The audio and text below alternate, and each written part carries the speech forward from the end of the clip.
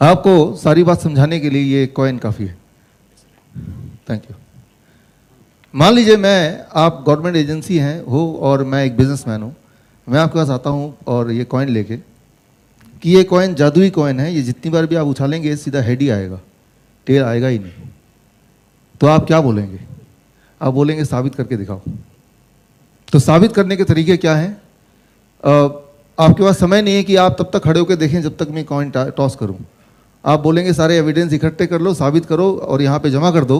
हम उसको एविडेंस को देखेंगे, अगर वो वैसा ही है तो हम अप्रूव कर देंगे कि एक ऐसा कॉइन है जो हर बार हेड आता है, और फिर आप you are authorise to sell it. आप उसको बेच सकते हैं, जहाँ भी चाहे बेच सकते हैं। अब मैं क्या करूँगा, मैं एविडेंस इकट्ठा कर रहा हूँ। तो एविडेंस इकट्ठा करने का तरीका क्या है? सिंपल कि इसको मुझे उछालना पड़ेगा, राइट? और उछालेंगे तो आपको रिजल्ट पता ही है, आधी बार हेड आएगा, आधी बार टेल आएगा, लगभग ऊपर नीचे। तो जब मैं इसको उछालूंगा तो मैं एविडेंस इकट्ठे कर रहा हूं, तो उसको बाद में दिखाना है मुझे, तो मैं वीडियो रिकॉर्डिंग भी कर रहा हूं और फिर वीडियो रिकॉर्डिंग ले जाता हूं और सबमिट कर देता हूं एज जो गिवन फॉर्मेट में, और उसमें दिखाता हूं कि देखिए जितनी बार मैं इसको टॉस कर रहा हूं उतनी बार वो हेड आ रहा है, और एविडेंस मैंने प्रूव कर दिया और इस कॉइन को मैंने लॉन्च कर दिया और लोगों के बीच में, और लोग इसको खरीदने लगे। यहाँ पे कुछ गड़बड़ होने की कोई चांस है क्या? कहीं कोई टेम्परिंग का कोई स्कोप है क्या? कहीं कुछ घोटाला हो सकता है क्या? वो क्या है?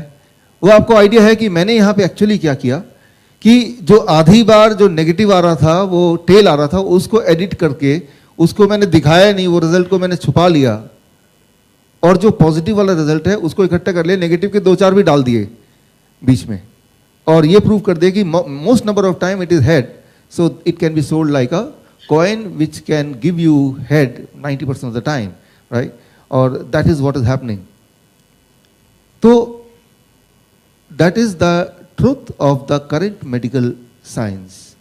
और ये बात आज से 4 साल पहले तक, 4 या 5 साल हो गए इस चीज़ को नहीं पता थी। आप अगर एक गवर्नमेंट के वेबसाइट पे जाएंगे, clinicaltrials.gov, GOV, यूएस की गवर्नमेंट का, तो क्लिनिकल ट्रायल जब भी होते हैं पूरे दुनिया में, और उसकी ट्रायल से पहले रजिस्ट्री होती है कि आप बताते हैं कि ये ट्रायल मैं करने वाला हूँ, इस दवा का ट्रायल करने वाला हूँ। फिर वॉलंटियर्स होते हैं जो लिख के देते हैं कि ये ट्रायल हम पे हो जाए तो मैं वॉलंटियर कर रहा हूँ फॉर अ मनी। फिर वो ट्रायल होते हैं, और ट्रायल का नियम है कि विदिन 1 ईयर वो ट्रायल का नतीजा कुछ भी हो उसको आपको सबमिट करना है, उसको आपको मेडिकल जर्नल में पब्लिश करना है। That is what. जो लोग ट्रायल करते हैं वो एक बिजनेसमैन है, उनका सिर्फ काम ये है कि ट्रायल से अगर ये सक्सेस हो जाता है तो वो ट्रायल हम पब्लिश करेंगे, और पब्लिश रिपोर्ट गवर्नमेंट को सौंप देंगे, एफडीए को सौंप देंगे, एफडीए उसके बेसिस पे अप्रूवल दे देगा, और वो अप्रूवल होने के बाद उसको ह्यूमैनिटी में, ह्यूमंस में उसको सेल करने योग्य हो गया, वो मिल गया, तो then it can become a business. That's what is the model. और ये मॉडल चल रहा है पिछले करीब, अब तो 100 साल हो गए। This is the model in the world. जब भी अगर आपको भी कोई दवा लानी हो तो पहले क्लिनिकल ट्रायल में जाके ट्रायल करके दिखाना होगा, पहले रजिस्ट्री करनी होगी। अब क्या है कि जब ट्रायल करना है, मान लो एक दवा आपने खोज निकाला, एक मॉलिक्यूल, एक नया ड्रग आपने निकाला, तो आपको ट्रायल करके इसको प्रूव करना पड़ेगा कि it is working most of the time. Most of the time, ज़्यादातर टाइम ये काम करेगा, कुछ टाइम नहीं भी काम कर सकता, पर ज़्यादातर टाइम काम करेगा। तो आप क्या कर सकते हैं, एक आइडिया ये है कि इस कॉइन की तरह आपने कई सारे ट्रायल कर दिए, और उनमें से जाहिर है कई सारे ट्रायल, आधे ट्रायल नेगेटिव भी आ सकते हैं, उनको आपने हाइड कर दिया, राइट? वो ट्रायल को आपने दिखाया नहीं किया, उसको पब्लिश ही नहीं किया। पब्लिश करना ना करना वो आपके हाथ में है, राइट? क्योंकि वो ट्रायल आप ही कर रहे हैं, उसका कंट्रोल आपके ही हाथ में है, राइट? उसको पब्लिश नहीं कराया, उसको रजिस्टर शुरू में कर दिया, क्योंकि रजिस्टर किया बिना ट्रायल तो शुरू हो ही नहीं सकता। It has to be registered first, right? तो पहले रजिस्टर कर दिया, लेकिन जब रजिस्टर कर रहे हैं तब ये नहीं पता इसका नतीजा क्या आएगा, और जब नतीजा या तो पॉजिटिव आएगा या नेगेटिव आएगा। The moment it is negative तो उसको फिर आगे पब्लिश नहीं कराई, उसकी बात गोलमोल कर दिया, उसको कभी पूछा भी नहीं। 2012 में इसका खुलासा हुआ। सारे ट्रायल जितने हैं, जब से एफडीए बना तब से सारे ट्रायल को इकट्ठा किया, और देखा गया कि 50%, exactly 50% of the trial are never been reported. उनका रिपोर्टिंग हुई नहीं कभी। फिर उन ट्रायल को ट्रैक किया गया कि देखें तो वो ट्रायल कहाँ पे, उसके एविडेंस क्या है, तो पाया गया कि वो वाले ट्रायल है। 95% ऑफ द ट्रायल जो रिपोर्ट नहीं हुए, those are the trial those who were showing the negative result, जिनका रिजल्ट क्या नेगेटिव था। अगर वो ट्रायल भी अगर शामिल हो जाते तो आप विश्वास नहीं करेंगे, एक भी दवा जितनी भी दवा आपका नाम जानते हैं आप कभी खाया हो या खा रहे हैं, एक भी दवा आज मार्केट में हो नहीं सकती, राइट। इसी का रिजल्ट ये है कि मान लीजिए मैंने साबित कर दिया कि ये हेड है, फिर आपने ये ट्रायल से पास हो गया और फिर ये दुकान में बिकने लगा, आप इसको यूज करने लगे, तो चाहे मैंने गवर्नमेंट से छुपा लिया, एफडीए से छुपा लिया, लेकिन जब आप एक्चुअली इसको यूज करेंगे तो भी क्या हर बार हेड आएगा? तब तो नतीजा सामने आएगा ही। और वो लेकिन जब तक सामने आएगा तब तक 2-4 साल बीत चुके होंगे और तब तक मैंने पैसा कमा लिया, और तब तक फिर गवर्नमेंट क्या करेगी? वो क्या कर सकती है ज़्यादातर? इसको बैन कर देगी। लेकिन बैन करने का जो मेडिकल इंडस्ट्री में जो प्रोसेस है, कोई दवा अप्रूव होने के बाद बैन करने का जो एवरेज टाइम है, that is about 18 years, 16 to 18 years, right. दवा मार्केट में आई और उसके बाद एडवर्स रिएक्शन पता करने के लिए पता होता है, it takes about 4 to 5 years. आपने आज जो दवा खाया, इसका एडवर्स रिएक्शन आप पे क्या होगा वो आज तो थोड़ा बहुत पता चलेगा, in the form of headache, in the form of loose motion, in the form of stomach ache, in the form of weakness या फिर एलर्जी। लेकिन एक्चुअल एडवर्स रिएक्शन क्या होगा वो आज से ऑन एवरेज 4 साल 2 महीने तब पता चलेगा। लेकिन तब तक लाखों लोगों ने ऑलरेडी वो दवा खा लिया है और सिमल्टेनियसली उनको वो एडवर्स रिएक्शन ऑलरेडी होना शुरू कर दिया है। और वो एडवर्स रिएक्शन रिपोर्टिंग होने के बाद एफडीए का अपना प्रोसेस है, it will take some years कि उस रिपोर्टिंग को प्रूव करके फिर लॉ को अप्लाई करके फिर उस मेडिसिन को बैन करना। तो वो पूरा जो एक साइकिल है, that cycle is about 12 years to 16 years to 18 years, 18 साल। और 18 साल काफ़ी होते हैं एक दवा को बिजनेस में कन्वर्ट करने के लिए, सारा उसको निचोड़ने के लिए। और उसके बाद वैसे भी वो जेनरिक दवा बन जाएगा, तब वो उस कंपनी का वो इंटरेस्ट का रहेगा भी नहीं, राइट। तो तब तक वो दूसरी 2 दवाइयां और ढूंढ के उसको मार्केटिंग भी कर चुका है, राइट। तो दैट इज द ट्रूथ। आज जो दवा आप खा रहे हैं इस वक्त, आप में से सब के सब कोई ना कोई छोटी मोटी दवा ले ही रहे हैं। Most of the time it is preventive medicine, right, कि हार्ट अटैक से बचाएगा या ब्लड प्रेशर से बचाएगा, कुछ हो ना जाए ले लें, राइट। एक बात मैं आपको बताना चाहूंगा कि दवा खाने की वजह से आप जिंदा नहीं हैं। मुझे हैरानी है कि दवा खाने के बावजूद भी आप जिंदा हैं। मैं देखता हूं मेरे पास जो पेशेंट आते हैं 19 गोलियां 20 गोलियां, पूछता हूं तो पिछले 10 साल से खा रहे हैं, 20 साल से खा रहे हैं। मैं हैरान हूं, तब भी ये जिंदा है और चल के भी आया है। बड़ी बात है। आज मान लो इससे जो भी 3 घंटे का जो लेक्चर है हमारा, 2 घंटे का ये लेक्चर होगा, राइट, और उसके बाद 2 घंटा या पौने 2 घंटे, उसके बाद क्वेश्चन आंसर राउंड होगा। क्वेश्चन आंसर राउंड मतलब जो भी मैं बोल रहा हूँ उसको मानना नहीं कि क्योंकि मैं बोल रहा हूँ आपको मानना है, आपको क्वेश्चन करना है, राइट। तो आपके दिमाग में सवाल आएंगे थ्रू आउट दिस सेशन।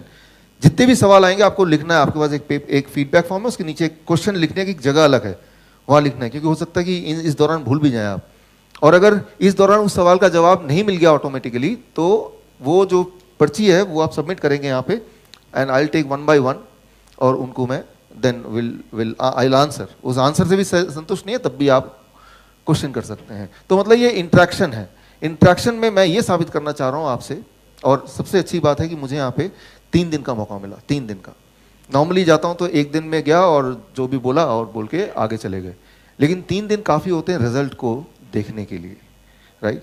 तो अगर आपको रिजल्ट देखना है तो 3 दिन काफ़ी होते हैं। तो जो मैं आपको बताऊंगा वो आपको 3 दिन करना भी है, और तीसरे दिन वो रिजल्ट भी सामने आ जाएगा कि ऐसा होता है या सिर्फ बातों में अच्छा लगता है, राइट। सो सबसे अच्छी बात तो ये है कि यहाँ पे we are there for 3 days, not just 1 day, right. So for example आप लोग जो यहाँ पे आज का जो है diabetes and hypertension today the first day, right. तो आज घर जाके अगर आप डायबिटीज़ की और हाइपरटेंशन की दवा छोड़ देंगे, जो कि आप पिछले 10 साल से ले रहे थे, 15 साल से ले रहे थे, कोई 20 साल से ले रहे थे, तो क्या होगा, राइट।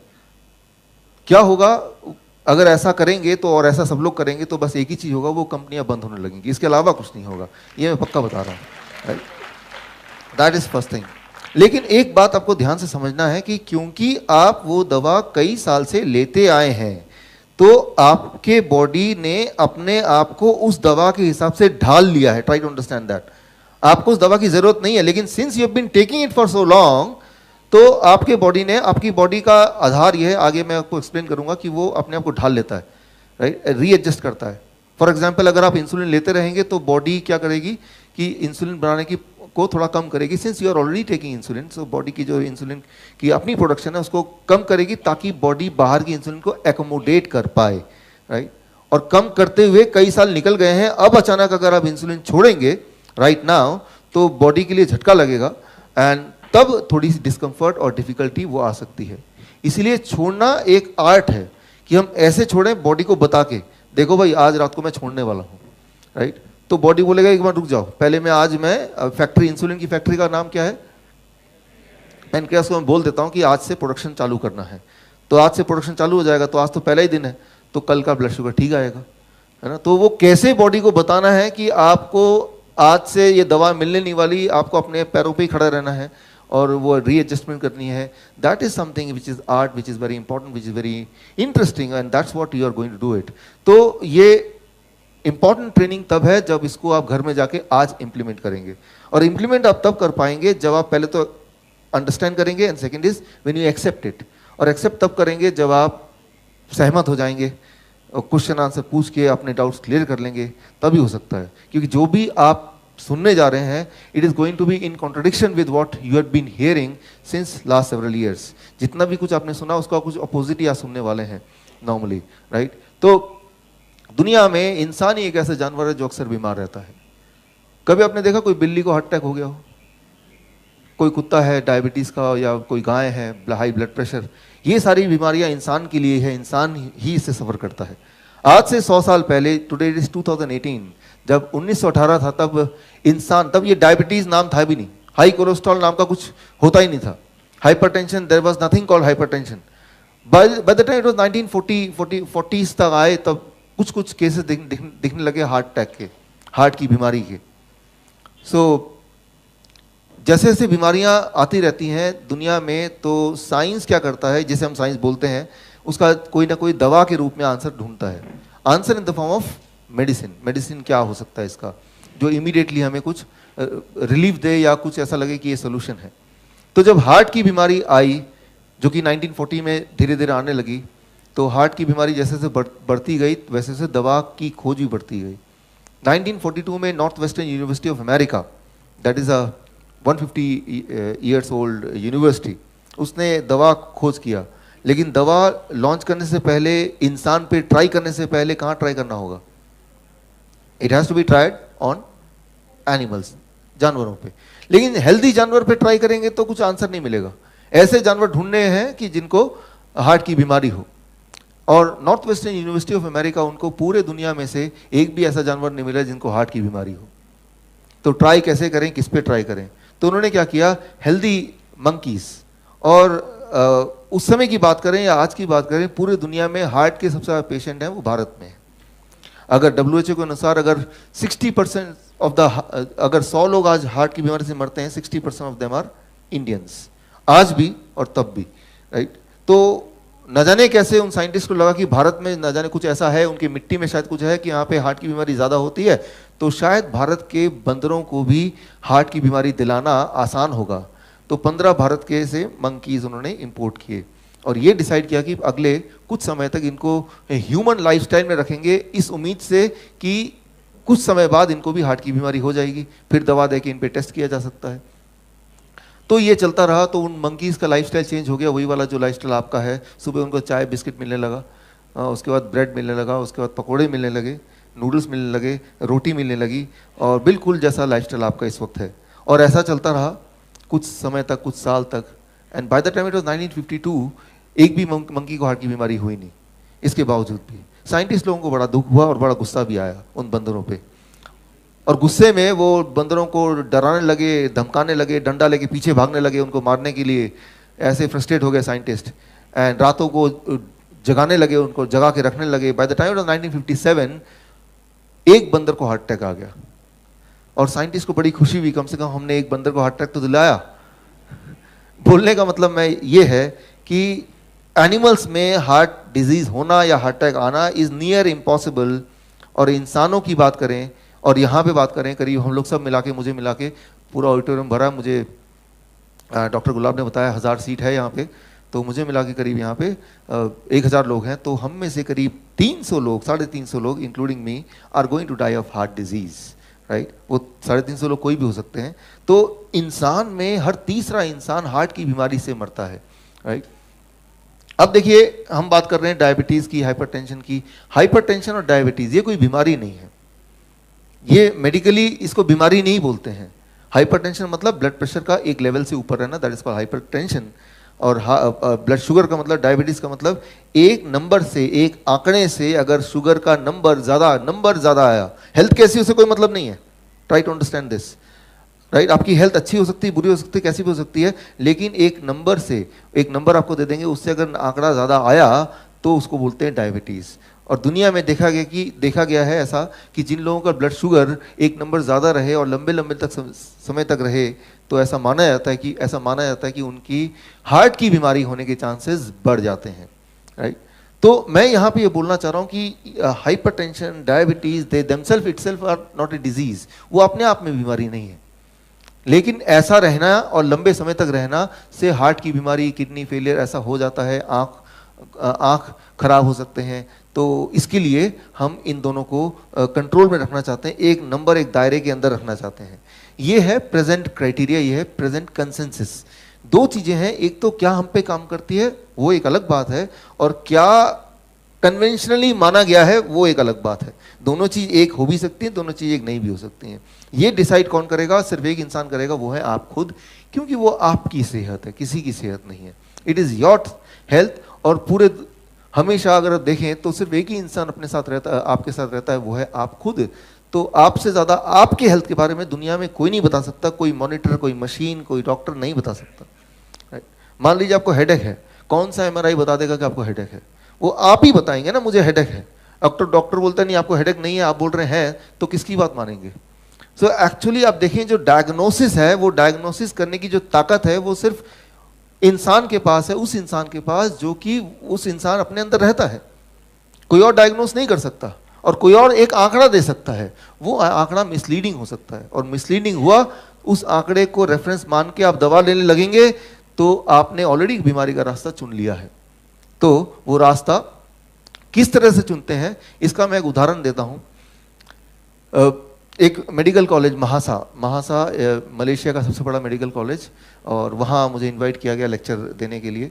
और मैं थोड़ा पहले पहुँच गया, तो मेरे से पहले ऑलरेडी एक लेक्चर चल रहा था इसी टॉपिक पे, और वो एक प्रोफेसर का था। तो वो कैसे पढ़ाई होती है उससे आप थोड़ा अंदाज़ा लगाइए किस तरह से हम बीमारियों को इन्वाइट करते हैं।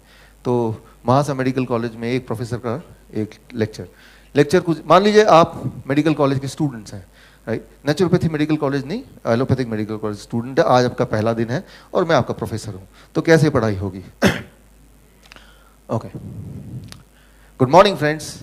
Today I welcome you all to the first day of this medical college, and you are going to learn about the medicine, and we'll start with hypertension. हम हाइपरटेंशन से शुरू करेंगे, हाई ब्लड प्रेशर शुरू करेंगे। और high blood pressure आजकल बहुत ज़्यादा लोगों को होने लगा है। और हाई ब्लड प्रेशर कई सारी दवाइयाँ हैं, कई सारे टाइप ऑफ दवाइयाँ, उनमें से एक दवाई की आज बात करेंगे, डायरेटिक्स, जो कि सबसे ज़्यादा सेफ माना जाता है और सबसे ज़्यादा सेफ है भी।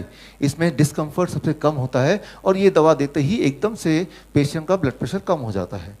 तो इसमें लेकिन फिर भी थोड़े बहुत साइड इफेक्ट हैं इसमें पेशेंट को इरेक्टाइल डिस्फंक्शन हो सकता है, इंपोर्टेंसी हो सकती है, एबनॉर्मल रिदम हो सकता है, palpitation, nausea, vomiting, headache, dizziness, joint pain, lethargy, tiredness, weakness हो सकता है। लेकिन चिंता करने की बात नहीं है। अगर पेशेंट आपको आके बोलता है कि मुझे इंपोर्टेंसी हो गई है, तो उसके लिए हमारे पास दवा है वायग्रा। लेकिन वायग्रा देने के बाद भी थोड़ा बहुत उसके साइड इफेक्ट तो होते ही हैं। उससे वीकनेस हो सकता है, डिजीनेस हो सकता है, हेडेक हो सकता है, इंडाइजेशन हो सकता है। लेकिन घबराने की बात नहीं है। अगर पेशेंट आता है बोलता है कि मैंने वायग्रा तो लिया लेकिन मुझे हेडेक होने लगा, तो आप उसके लिए भी हमारे पास सोल्यूशन है, पैरासिटामोल। और पैरासिटामोल लेने से भी कॉन्स्टिपेशन, एलर्जी रिएक्शन तो हो ही सकता है, लेकिन घबराने की बात नहीं है। हर चीज के लिए हमारे पास एक दवा है। फॉर एग्जाम्पल कोई इंडाइजेशन की बात करते हो तो इमीडिएटली हम उसको दे देंगे ज़ैंटैक, और ज़ैंटैक देंगे तो हो सकता है कि वो वापस आए, बोले कि मुझे तो इंसोम्निया हो गया, नोजिया हो गया, डायरिया हो गया, कॉन्स्टिपेशन, बिकॉज ये होता ही है उससे। लेकिन चिंता करने की बात नहीं, उसके लिए भी हमारे पास एक दवाई है, राइट। ठीक इसी तरह से एबनॉर्मल रिदम वाले को आप प्रोंस्टाइल दे देंगे तो उनको डायरिया हो सकता है, लॉस ऑफ एपेटाइट हो सकता है। लेकिन डरने की बात नहीं, लॉस ऑफ एपेटाइट का अगर वो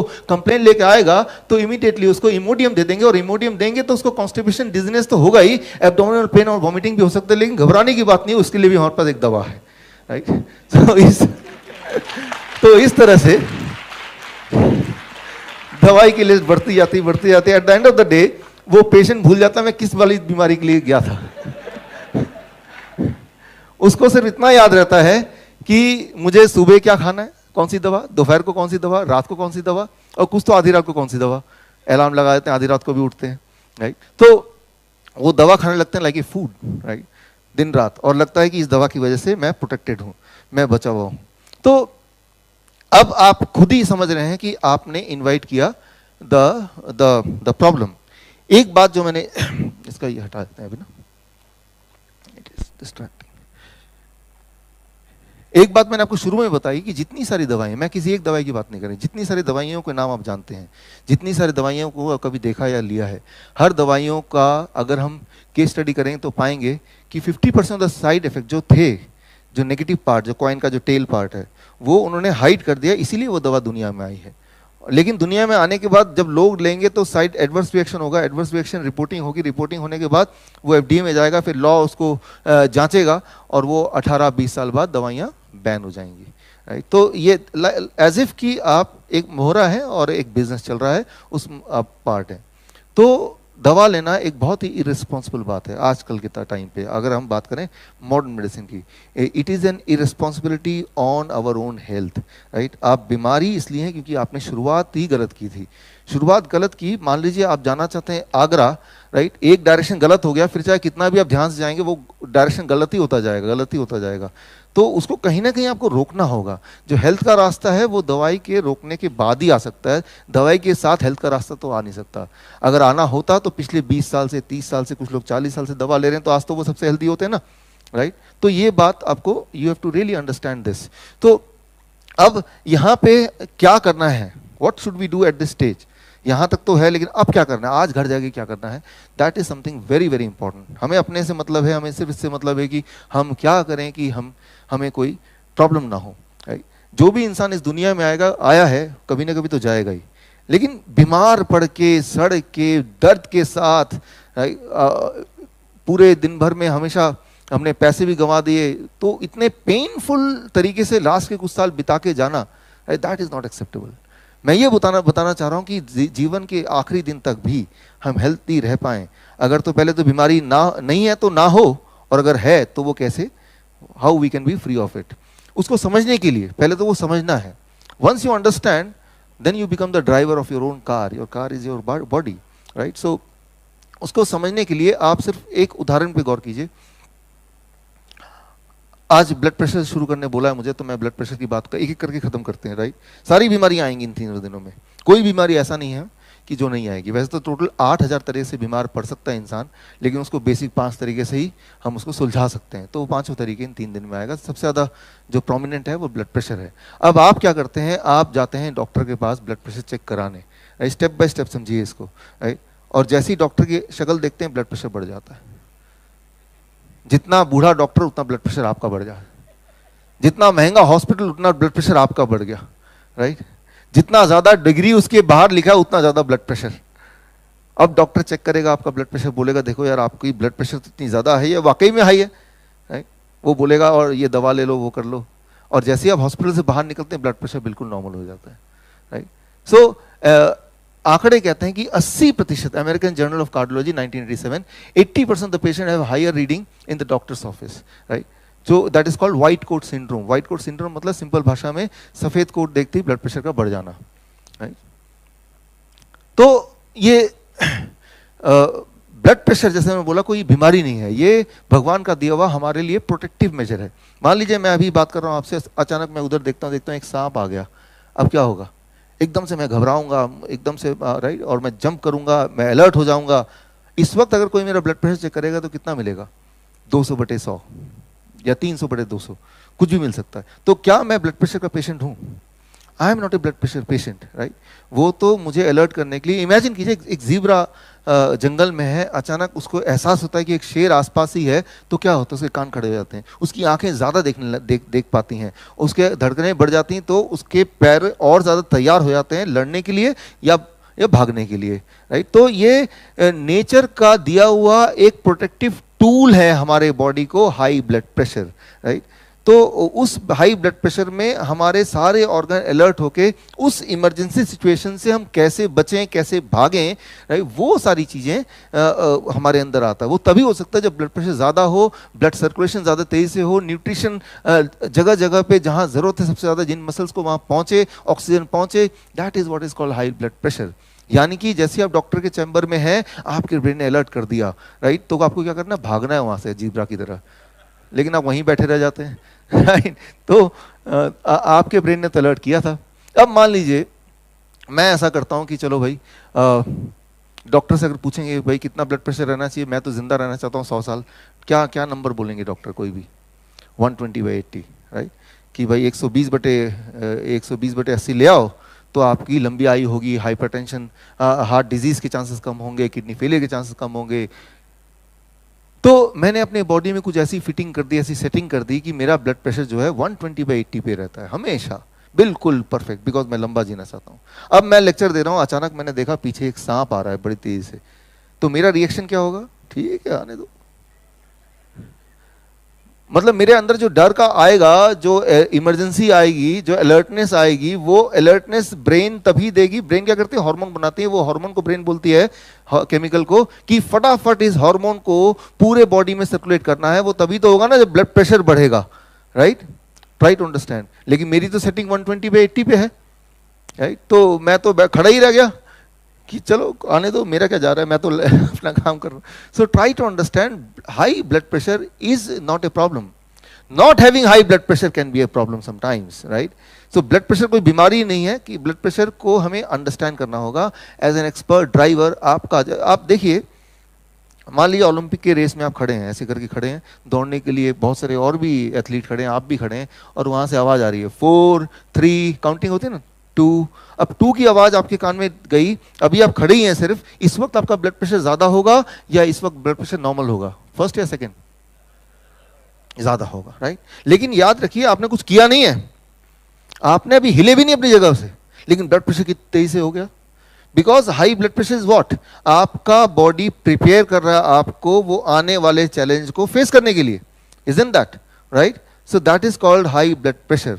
और अगर ब्लड प्रेशर अगर उतने का उतना ही रहेगा तो जाहिर है कि आप जीत नहीं सकते रेस को, राइट? तो मैं ये बोलना चाह रहा हूँ कि ब्लड प्रेशर क्या होता है उसको अंडरस्टैंड करना, लेकिन कंसिस्टेंटली अगर हाई रहता रहे राइट काफ़ी समय तक, तो हो सकता है कि दिक्कत है। तो कंसिस्टेंटली हाई कब रहता है और कब टेम्प्रोरी हाई रहता है? टेम्प्रोरी हाई मतलब जब ब्लड प्रेशर मेजर कर रहे हैं उस वक्त हाई। कितने % लोगों को उस वक्त हाई होता है? मैंने बताया था अभी 80%।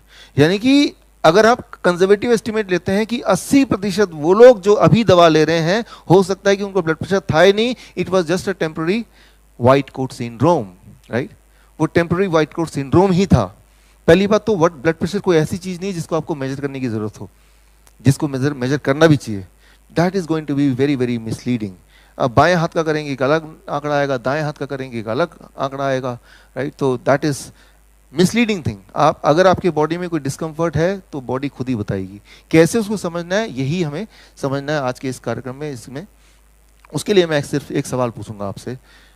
पहला, एक कन्वेंशनल सेटिंग में आज से पहले, आज के दिन से पहले अगर आपसे पूछता है सवाल, high blood pressure leads to heart disease and risk of brain stroke, या फिर risk of brain stroke and heart disease leads to high blood pressure, कौन सा सही है इसमें से? पहला है सेकंड?